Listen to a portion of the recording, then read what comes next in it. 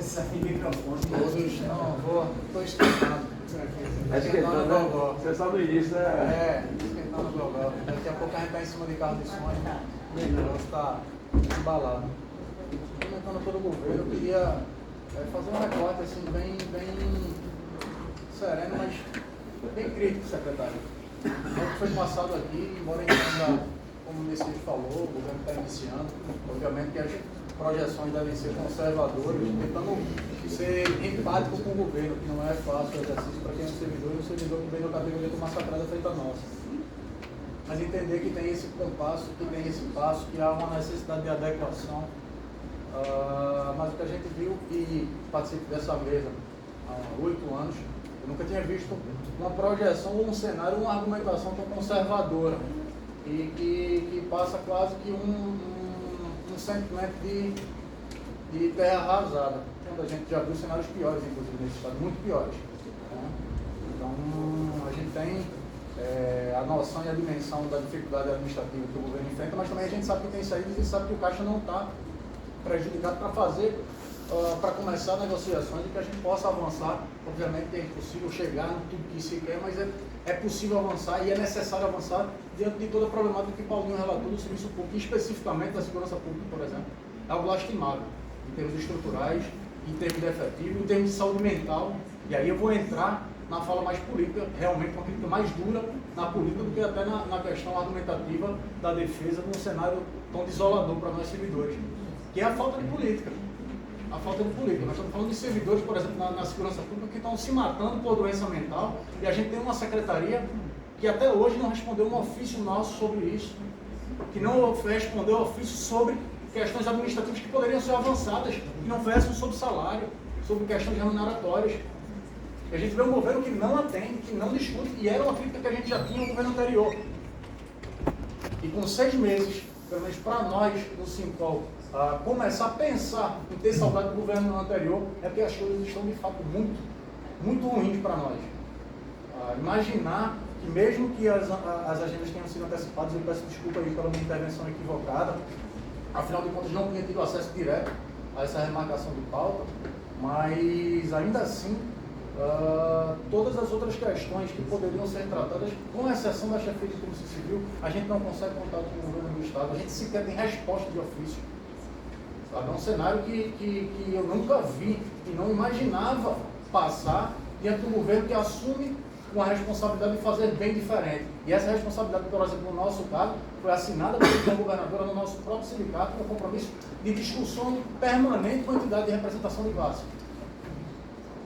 Então, secretário, eu venho colocar aqui de forma muito dura e muito incisiva um posicionamento que não é meu, é de todos os policiais civis desse estado, policiais esses que ganham aqui em Pernambuco, em início de carreira, o 25º pior salário do país, mesmo Pernambuco sendo a 11ª economia, que tem as piores estruturas de polícia civil do país, né? Quando a gente tem estados análogos vizinhos aqui, como o Ceará, que tem mais ou menos o mesmo PIB, mais ou menos a mesma população, mais ou menos a mesma quantidade de municípios, e com condições bem diferentes por uma questão gerencial e de compromisso com a área. Eu acho que todo mundo aqui tem as suas intervenções sobre suas áreas, mas eu tenho uma propriedade para falar sobre a minha. E é sobre a minha que eu estou falando, porque criou-se uma expectativa muito grande, secretário. E no mínimo, do mínimo em relação a esse governo, essas expectativas até então estão não só frustradas, estão muito frustradas. Então, a minha fala não é para outra coisa, a não ser tentar sensibilizar o governo a entender que são esses servidores aqui que vão aplicar na ponta a política pública que o governo tem para a população pernambucana. Política pública essa que, por exemplo, em relação à segurança, estava prevista para abril o lançamento do projeto, foi adiado para maio, estamos em junho e não tem perspectiva desse projeto. E ainda assim, é outra consignação que eu tenho que fazer, um projeto que não foi discutido em absoluto com ninguém. E quando se fala em fazer diferente, esse compromisso passava pela uma construção também diferente. A construção de uma política pública de segurança que não passa só sobre polícia, mas fundamentalmente sobre esses profissionais que estão na ponta, e esses profissionais não sejam ouvidos. E aí tem que, novamente, é o que a gente, acho que o exercício da vida é fazer intervenções usando comparativos, e não tem como fazer comparativo com algo que ainda não veio. O comparativo tem que ser com o passado. Então, comparativo com, por exemplo, o Pacto pela Vida, que hoje, aliás, no governo passado foi degringolado e desestruturado, mas que na origem dele o conceito foi muito bem aplicado. uma discussão ampla sobre segurança pública com toda a sociedade. Seja academia, seja representações de classe, sejam órgãos discutir minúcias sobre a questão da segurança pública.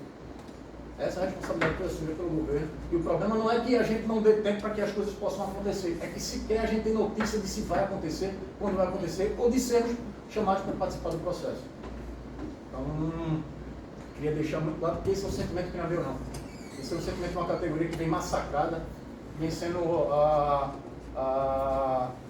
usada de uma forma muito nociva pelo governo passado, né, espremida e maltratada, e que já é maltratada pelo simples mistério que tem que exercer no seu dia a dia. Trabalhar com segurança pública nesse estado é coisa para vocacionados e loucos, porque trabalhar sem condições, trabalhar vendo uma política pública sendo implementada usando o servidor, a voluntariedade do servidor, por saber que está oprimido salarialmente, para vender sua hora de folga por uma hora extra, que não é pago por uma hora extra, para poder recomplementar o efetivo que é metade do que deveria ter. E a gente sequer tem uma discussão sobre um projeto que era para ter sido lançado e não foi lançado, e que não foi discutido conosco. Eu acho que, desculpa o desabafo, mas é na verdade um apelo, secretário, para que a gente possa, sim, a disposição é de poder contribuir, é sim de fazer a curva de criminalidade descer, mas sem cuidar desses policiais que estão morrendo, estão se matando, a política pública não existirá, pelo menos na área de segurança.